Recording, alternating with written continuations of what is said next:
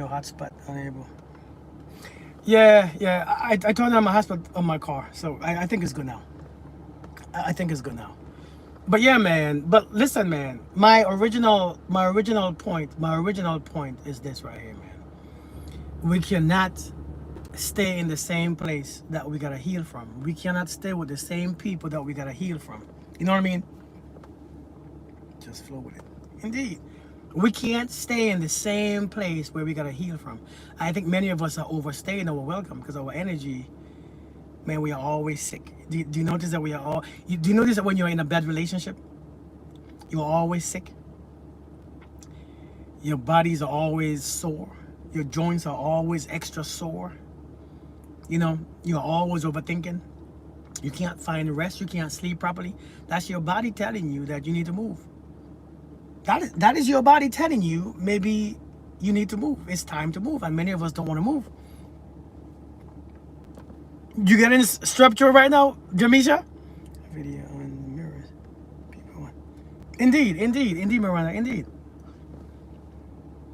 It's a stress from a breakup. I'm telling you, man, the body gonna, the body tells you exactly what is the truth. The body gonna always tell you the truth. The body's gonna tell you what you are going through. The body's gonna tell you exactly what's going on. But I don't think we listen to the body. I think we listen to our thoughts because our emotion tells us what to do. Let me call him back. Let me call her back. Let me be angry. Let me create. A lot of times, man. A lot of times when you come to a breakup. Indeed, Majors, when we experience a breakup, man, one of the first things that we lose or we get rid of is the love. And I said this over and over. One of the first things that we get rid of is the love. We try to get rid of the love. We try to get rid of the love. We try to kick the love out. We try to remove the love because we think that the love that we have for them is not the same love that we have for us. We don't realize that the love that you have for that person is the same love that you have for yourself. It's the same love that you use. It's like you have the same toy that you use, the same soap. If you're sharing a bathroom with someone, your loved one, is the same soap is the same love that you have. It's the same exact thing. If it cleans your partner, like if that soap in your shower, if your partner uses it, it cleans him or her. And if you use that same soap, it cleans you the same. And it's the same as your love. If you remove the love from your partner, or you try to, if you force that energy to stop flowing, you're going to stop it within yourself too. And that's why you be disturbed. That's why you be anxious. That's why you be angry. That's why you be, resentful. Because you are trying to force the love away from your partner, which is forcing it away from you too. And I think that's why we suffer so much.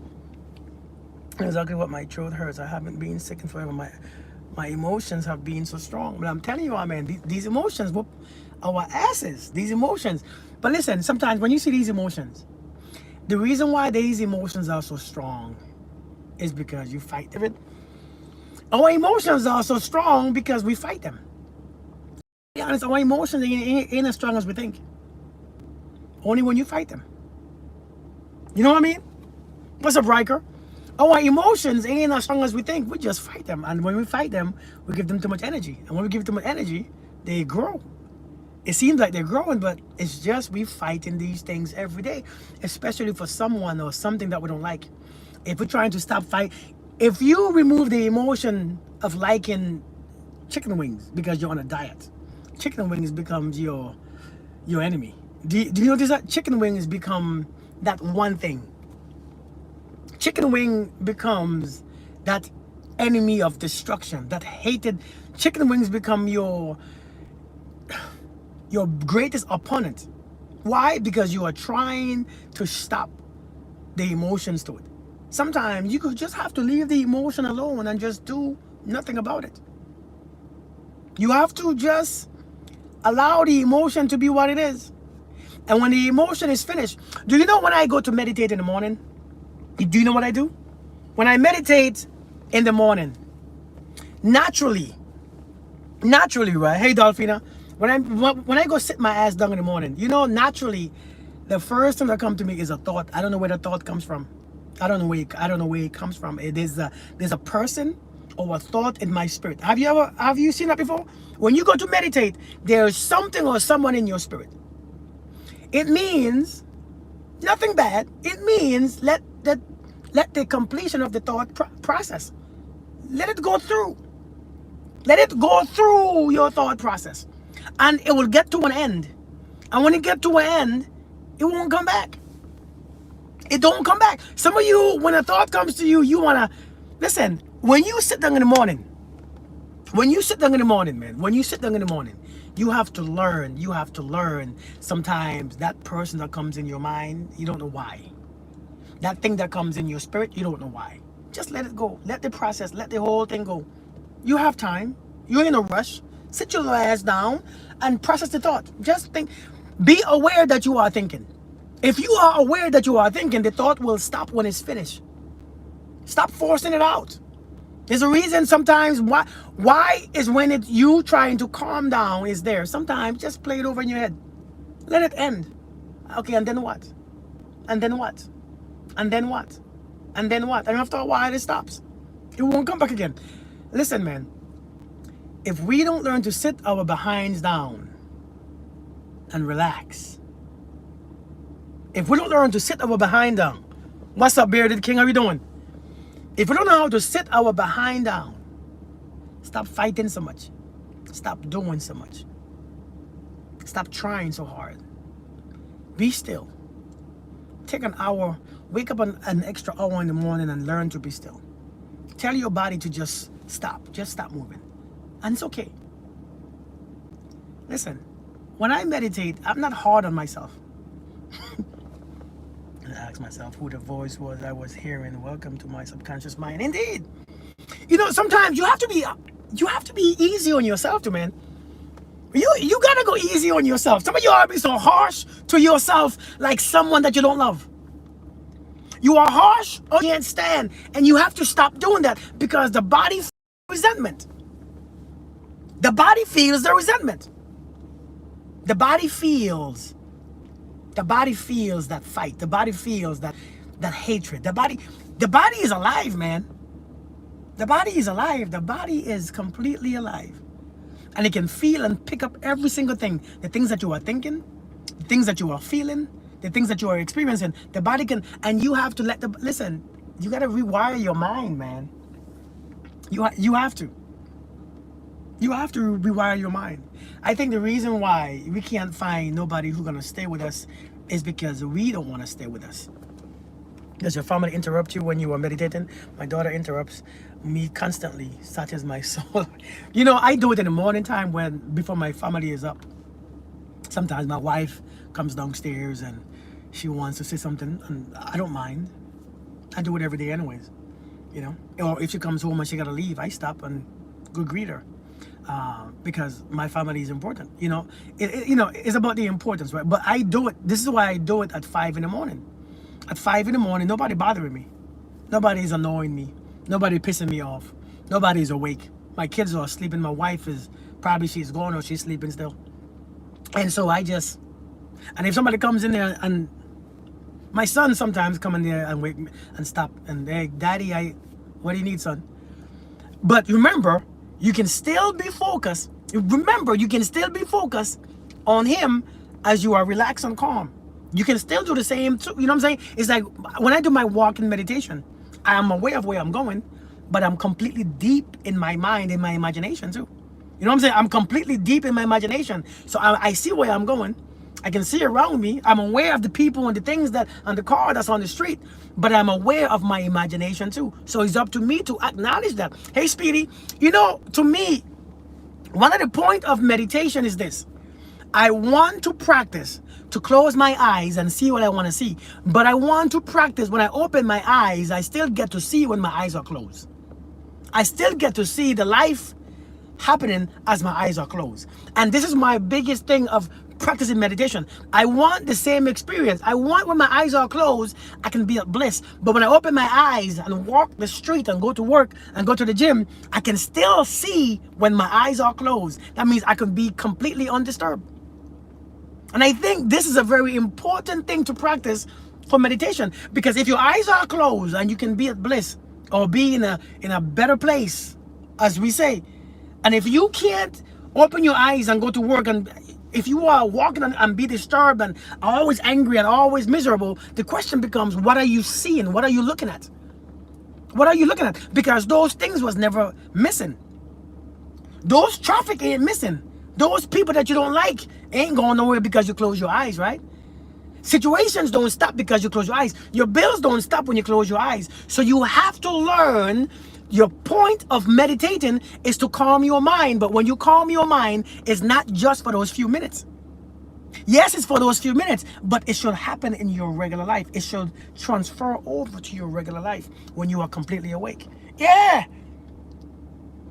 It should it should climb over to when you are awake.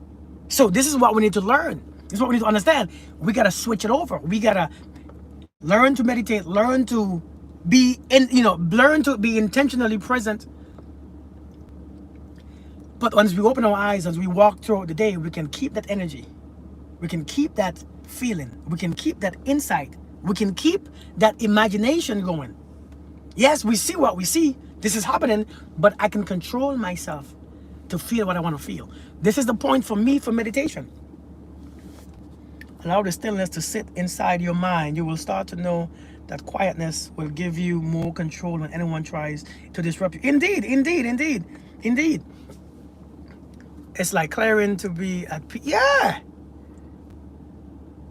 I want to meditate, but I'm still thinking about everything, so I feel like I'm doing it wrong.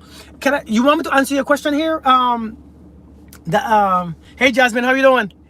Jasmine said, Kirk, what's up? All things lovely. Do you want me to answer the question here? Because I can, if you don't mind. Because I know a lot of the times when folks come to my live is about relationship. Heightened sensory and consciousness to self-awareness. Indeed, indeed, indeed. Okay, good. So I was asked a question. I can't remember exactly what it said. It was saying that you met this guy. Maybe you have to remind me. Wait, can I wish you can come up here and Lord. Let me get to that question in my mind. You been talking to this guy. You have been on and off with this guy for years or for a while. And being off and on with this guy, you have been sleeping with him and hooking up. You have been hooking up with this guy off and on for years. And but the guy is not taking you seriously. Now you have feelings. Now you catch feelings. He said that he has feelings for you, but he don't really communicate with you. Doesn't really talk to you much, but he says that he loves you and he has feelings for you. Listen, when somebody tells you that they have feelings for you, don't take it as a great thing. We have feelings for cigarettes. We have feelings for alcohol. We have feelings for drugs. We have feelings to punch somebody in the face. It's not necessarily a good thing, right? It's not a beautiful thing. We have feelings for a whole bunch of stuff. We have feelings to eat a bunch of sugar. We have feelings when we can't stop doing drugs. It's a feeling. But just because you have feelings for someone, it doesn't mean that it's love. It doesn't mean that it's a beautiful thing. It doesn't mean that it's healthy. It doesn't mean that they love you. It doesn't mean that you are liked or respected. Their actions will show you where they place you in their life. Their actions will reveal to you where they place you in their life. And just because somebody keep coming back to you doesn't mean that they actually want you. It means they have feelings for you. The feelings can be unhealthy. Just because you keep going back to cigarettes doesn't mean that you love cigarettes. Just because I keep going back to this person doesn't mean that I necessarily love that person. Just because I keep going back to alcohol doesn't mean I love the alcohol. It means I'm addicted to it. It means I have an unhealthy relationship. It's actually a bad habit. Maybe you are their cigarettes. Maybe you are their alcohol. Maybe you are their drug. Oh, what do you want? You answer what you want. You need to permission. I got you, Miranda. I got you. But seriously, listen.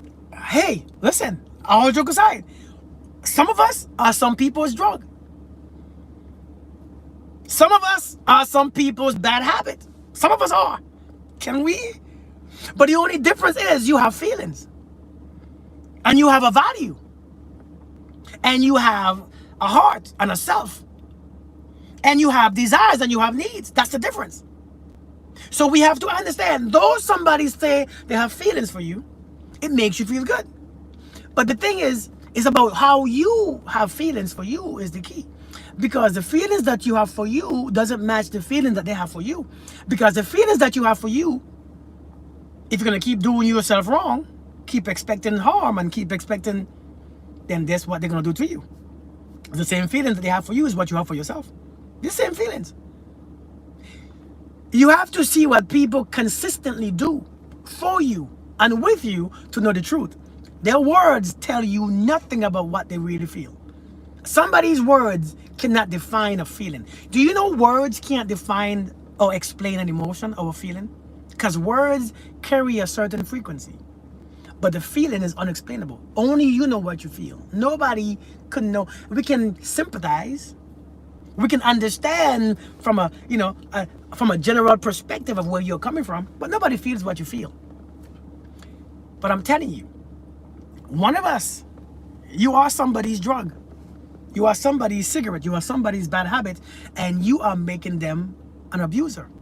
Now, I'm not listen, this is not me blaming the victim. Please, because on social media, love to tell me that I'm blaming the victim. We are all grown adults. We are all, listen, let's just say this. We are grown adults. And sometimes we know people are shitty people. People are hurting. And people will do whatever they do to get that pain off, to get that hurt off, right? We know what people, listen, sometimes people will do things with you and to you to get that pain off of them. To get that thirst, that urge off. They will do what they gotta do with you. And if you allow it, then you are part of it. You are also in this. It takes two to tango. So at a certain point, you have to understand people's actions, their consistency, their behavior, their energy towards you. You know the truth. If you keep allowing it, if you keep showing up for it, if you keep being with it, if you keep acting on it like they are, then you both are wrong. All right. Or whatever you are. What's the best way to start loving yourself? What is the best way to start loving yourself from a beginner level? I love that question. Where is the best place to start loving yourself from a beginner level? Well, to be honest, one of the best things to do is look at the things that you can't forgive yourself for and do it anyways. Look at the things that you think is such a big deal. Look at the things that you think is the biggest deal that you allow, that you did, that you would have done, that you allow to happen to you, that you allow. Look at the biggest things and forgive yourself for it. Because to love yourself is to forgive thyself. See, the reason why we can't love ourselves is because we have so much shit that we are feeling guilty for.